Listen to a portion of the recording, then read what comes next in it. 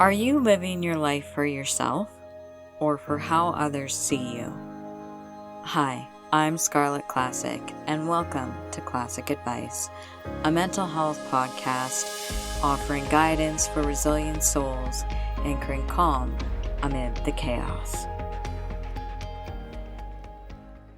Chasing approval. I think we probably all do this to a degree, but when we're doing it to an extent where we are really not being true to ourselves is where it becomes a problem and can be hard on our mental health, because we're not staying true to who we are as a person, because we're so wrapped up and concerned about what other people think about us, how other people see us, and we're constantly trying to chase that approval from other people.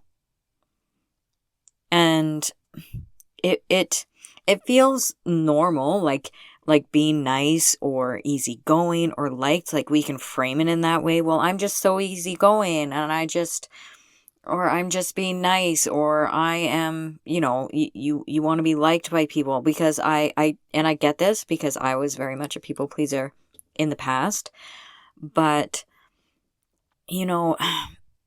I have caught myself changing who I was and changing my opinion on things because it's what I thought that other people wanted to hear. And I finally reached a stage in my life where I went so far in that direction that I lost myself, and I got really, really sad, and I became very aware of what I was doing, and I knew that I had to stop doing that because it was making me sad. And we can go too extreme to the other side too, where we don't care about hurting other people's feelings because we just,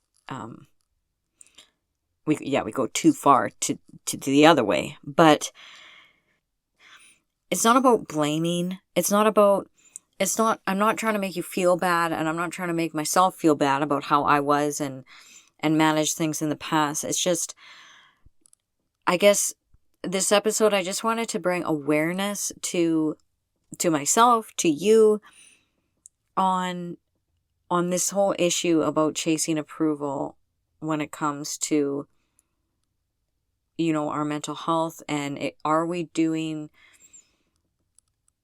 chasing the right kind of approval, and are we chasing it in a healthy way and in regards to others? Now, we can't really build a life that we love if we're living it for somebody else. And what chasing approval in others, what it looks like is, it's not always super, super obvious, because it can be over-explaining yourself. It can be avoiding conflict at all costs. It can be saying yes when you want to say no. It can be constantly checking, did they like that? Am I doing the right thing? Are they happy with me? Are they, or did I say the right thing? Like I said before, changing who I was in the past depending on who I was around, because I wanted to please everyone. I wanted to make sure everybody was happy with me and that I was in their good books, I guess. And it's that seeking assurance instead of just trusting myself and for you trusting yourself. When I was living abroad, I really changed who I was, and the culture was so different over there that I really lost myself. And I'm more of a tomboy, and that's not, I felt like who I was, like if I was just myself, I wouldn't be accepted and I wouldn't be loved. Now, whether that was true or whether that was my truth, because that's what I perceived and saw, is, two different things. But Because I think if I'd been more true to just myself, maybe they would have accepted me better. But there was a lot of pressure on me to be more like them over there. And when I was, I didn't feel like myself. I am, a tomboy at heart. I'm not a girly girl. Not that I don't like hanging out with girls. It's just I don't really like the typical girly things. I'm me. And when I tried to be that way, I felt sad because I felt like if I was my true self that I wouldn't be loved. And so that's why I became such a heavy people pleaser, because I just wanted people to be happy with me. I just wanted people to not shame me for who I really was. But I had to learn to be comfortable with the fact that not everybody is going to like me. Not everybody is going to love me. I am not everybody's cup of tea. And that is normal. That is fine. Because when we stay true to ourselves, when we are just us, the right people will love you. And now I have a great group of friends and a great group of people, and lots of people love me. And it's nice because I know that they love me for me, and I'm not putting on a mask. I'm not changing myself to be loved. And now when people don't like me, I'm just like, whatever. I don't let it get to me like I used to let it get to me, if that makes sense. So why do we do this? What's the root cause of all of this? Well, it like I said, it can start with wanting to be liked, accepted, or praised, which is, normal to want those things. But then we tie those things to our self-worth. And like I just said, I felt unworthy and unlovable when people didn't like me. And we begin to believe that our whole value comes from others' reactions instead of finding our own value in ourselves and being happy with ourselves and staying true to our core values and our core beliefs and checking in with ourselves to make sure that at the end of the day we are happy with how we managed something, or how we behaved, or how we acted, or etc. It can be fear-based too, fear of rejection. That was huge for me. I was terrified of getting rejected by people and not being liked by people, and fear of disappointing them and not being enough. And then it becomes a habit. I wasn't really doing this consciously. I think it was subconscious. And then down the road, people were pointing out to me, well, you're such a people pleaser. Like, stop doing that. And I know I've said this before, but I was just trying to be nice. And I would tell them that I'm just trying to be nice. And I got very defensive around it. And I didn't understand really where they were coming from. And I definitely did not know how to change. I did not know how to change this at all. I didn't know. I thought about it a lot, and I didn't know how to change because I thought that if I changed, they wouldn't like me. And my worth was earned through approval. But if your worth is earned through approval, you'll always feel like you have to prove it instead of finding that in yourself. And this can be a whole cycle and a loop because you do something to gain approval. You receive that temporary validation, and then that feeling fades. You try harder next time. And over time, you become exhausted. You feel disconnected to yourself. Like I was explaining earlier, I felt very disconnected from who I was. I felt like I lost myself. And I didn't even know what I wanted anymore and who I was anymore. Like, I completely lost myself. And I think it could potentially lead to burnout. I don't think it led to burnout necessarily for myself, but I could see how one could get there for sure. And also resentment. I started to feel a lot of resentment for the people that didn't just accept me and love me for who I was. They wanted me to change, and I wasn't good enough for them, just the way that I was. And that's not a true friend at all. Now, could I have been better and whatever? Yes. But that's a whole other rabbit trail, and it's in the past, so I'm not going to dwell or stew on it, because it's not, those people aren't even in my life anymore, so it really doesn't matter. People pleasing, it doesn't protect your peace. It only drains it. Chasing approval from other people is so incredibly draining. And the hard truth is it doesn't matter how hard you try. You can never please everybody. It's not possible to please everyone. So I think that's why it's so important that we stay true to ourselves. And at the end of the day, if you're happy with your progress, if you're happy with staying true to your values, then that's I think the best way to approach it, right? Like, the hard truth is we can't please everyone. Because no matter what we do, someone will misunderstand you, someone won't like you, someone will disagree. And trying to avoid all of these things is a losing game.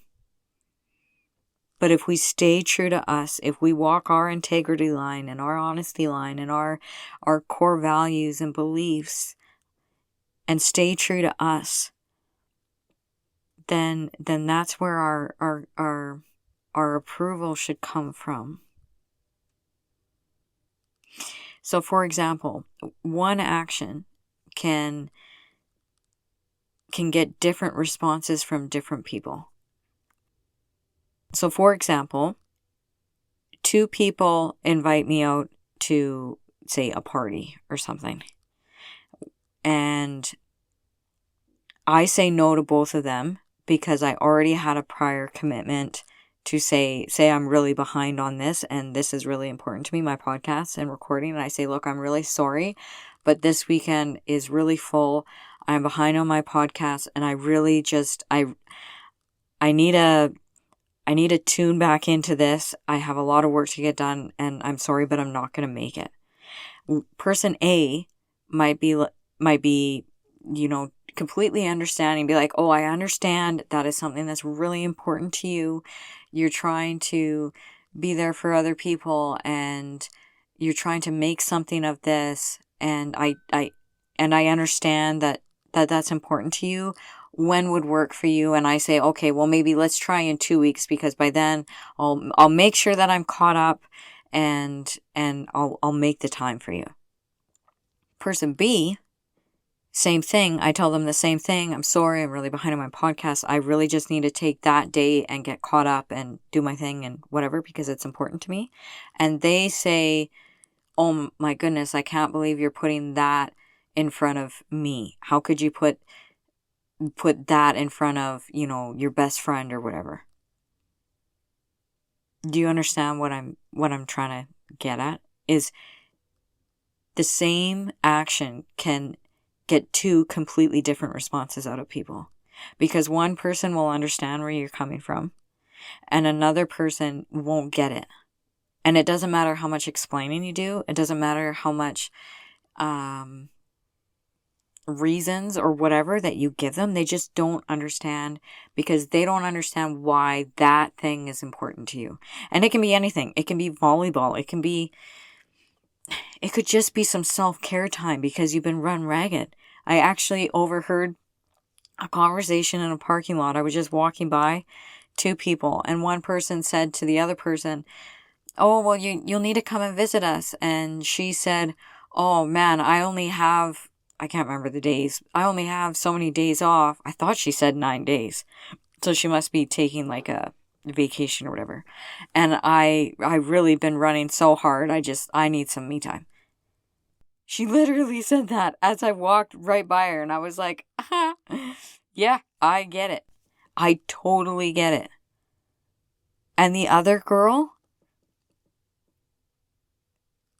she didn't, the way that she reacted was nice, but you could tell in her voice that she was disappointed. Oh, okay, I guess. Like, you could just, one person gets it, and the other person doesn't get it. So trying to please everyone is just, it's a losing game. And I think the sooner we realize that, the sooner we understand that, then we'll stop trying to please everyone, and we'll start trying to please ourselves. Like, you wouldn't believe how much I have had to say no because this podcast, my socials, is one of my top priorities. I have said no to so many things because showing up here and working on this is one of my top priorities. So because I'm saying yes to this, that means I have said no to a lot of other things. But at the end of the day, I'm happy with my decision because I'm trying to help other people. And for me, that to me is a life worth living because I'm giving back. And for me, for the pain that I've gone through, it means something now. It wasn't for nothing now. I asked myself why I have depression so many times. I've asked myself why all of these bad things happen to me so many times. Why do bad things happen to good people? I don't have a good reason. I don't have a good answer. And coming from someone that grew up in a religious home, they'll give out all of these answers like God has a plan and all of these things. And regardless of what religion you are, it still makes it hard when you're walking that walk and you are in the thick of it and you're in mud and you get treated so poorly. But this podcast, my socials, eventually I want to write some books. It's my way of turning my pain into something so I can help other people that are maybe going through pain too. Or maybe just wanting to improve their day-to-day mental health because it's something that, happens every day. The moments we stop trying to be liked by everyone is the moments where we become free. And it's so freeing for me. Shifting from that to self-validation and asking yourself, do I like this? Does this align with who I am? Does this align with who I want to be and want to become? And starting small, making decisions without asking for reassurance. Building trust within ourselves and within yourself, and keeping the promises to you and honoring your feelings. And if you're uncomfortable with this at first, that is completely normal. Because when I started doing this, it definitely felt weird. Because I was so used to chasing approval from others and people pleasing. So when you start to stop that, it's going to feel weird because you're not used to it. And when you rebuild that sense of self, when you stop chasing approval, you're going to rediscover your opinions and your preferences and your boundaries. And it's going to be beautiful. Some of the things that we can do to kind of figure this out is journaling. I know I preach that a lot, but it's okay. And because I mentioned my book, I'm also going to make an accompanied journal that you can either buy separately or buy them together. Because journaling is I believe in it so much. So it's going to have some like questions to prompt you and stuff, because that was one of the things I struggled with when I first started. It was like, I don't even know what to write. But anyways, that's a little tidbit. But spending time alone, without distractions and using that time to journal or just think and notice what feels right versus what feels forced. You don't find yourself by asking other people. You find yourself by listening inward into your own heart. And choose yourself without that guilt after, because that guilt can chase you around because you feel bad for choosing you.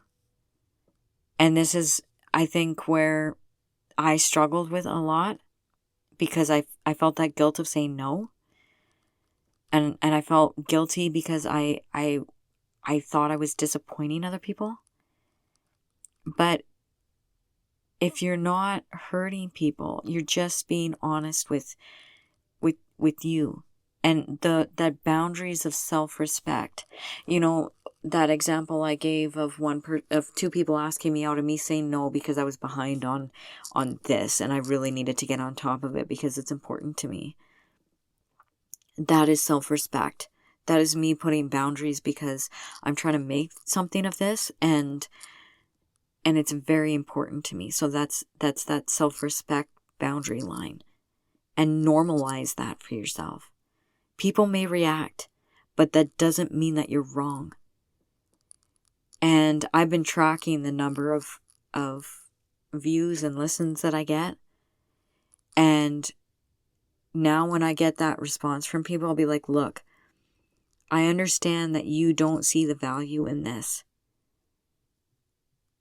But I have impacted tens of thousands of people.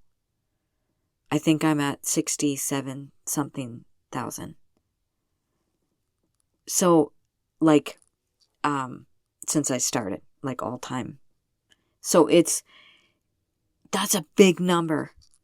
And when I started this, I said one person. If one person listens to my podcast, I will keep going. And I've wanted to quit a lot of times, but one person kept listening.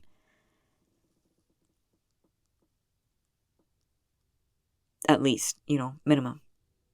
And then when I started doing socials, that number just skyrocketed because a lot more people it's kind of like an upside down triangle. A lot of people will listen to socials. A few will come to the podcast. And then even fewer, right? Whenever I do write a book, even fewer will actually go through and buy the book, right? But that doesn't mean that the people that are up here in the social media don't matter and don't count. That's why I keep doing it. Choosing yourself, however that means to you, whatever it is. And it doesn't need to be, anything.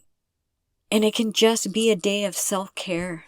Like that lady in the parking lot. Oh, I'm sorry. I only have 9 days and I've been running so hard. I just need some rest. She was going to do a whole lot of nothing. And that's just fine. She obviously needs it if she's putting that boundary in. I'm sure she would love to do all sorts of things. But if her body is screaming for rest, then that's what she needs. And maybe she's an introvert, not an extrovert. So going out and visiting would be draining for her rather than charging. And that other person might be an extrovert, so they just don't understand, right? Or I don't understand as well. What changes when we stop chasing approval? Well, lots. But a few things is you're going to feel so much better, like lighter.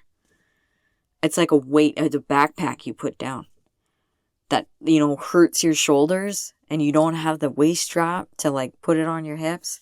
It's horrible. You're just shoulders and neck, and you get a headache because your backpack's so heavy. Well, that's gone. You're less anxious about what other people think. You don't even think about what other people think. And it took me a long time to get there. But now I can actually say to obviously I think about it sometimes, but to the bigger percentage, I don't even think about what other people think. I just do me. And if they love it, great. And if they don't, whatever. You'll probably become a lot more confident in your decisions because you're checking in with yourself instead of trying to check in and maybe second guess what other people think. Your relationships are going to become a lot more authentic. A lot more authentic. And a lot better because they're authentic. And you're going to attract people who like the real you, not the version of you that you display, not the mask. They're going to love you. And that is a wonderful feeling.